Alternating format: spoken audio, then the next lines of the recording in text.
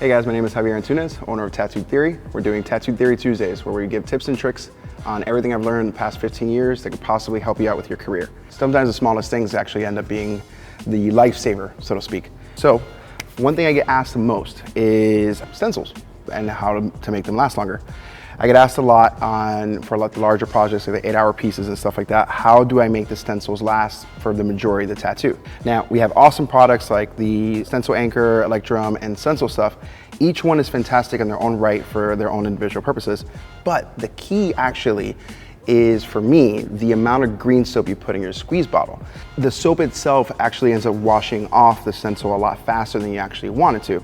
So what I always try to tell my friends is to keep it between 20 to 25 milliliters. Such little soap that as you're doing an 8-hour piece, it doesn't really take away your stencil, and you're able to kind of feel a little more confident as you're going about a much larger project, especially if it's a color tattoo.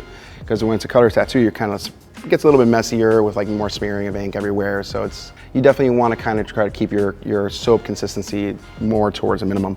And then basically the rest of it distilled water, kind of like how it is here. You end up actually running into another issue where your stencil won't come off at all. It's not a bad thing, but when you're trying to take that shot at the end, kind of show it off and the whole thing, it kind of sucks a little bit. So it's kind of like a double-edged sword. So usually what I do is I always have an extra bottle of green soap that is a little bit more, let's say between the 50 to 100 milliliter mark, and the rest of it all distilled water. And then that one, as I start getting more comfortable, like more things are blocked in within the tattoo, I'm able to then switch over to that one, and then by the end of the piece, most of that stencil is completely gone. This one's more to kind of like retain the stencil as I'm kind of like building up the entire process. One other little tiny trick that we can kind of do is making sure that after you put on your stencil that you try to wipe away from the other pieces of your stencil as you're doing it. So you kind of like, it's kind of like a mixture of both using this green soap technique and also being conscious about your stencil and making sure it lasts the longest.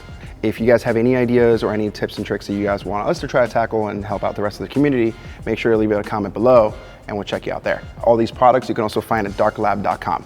Until next time.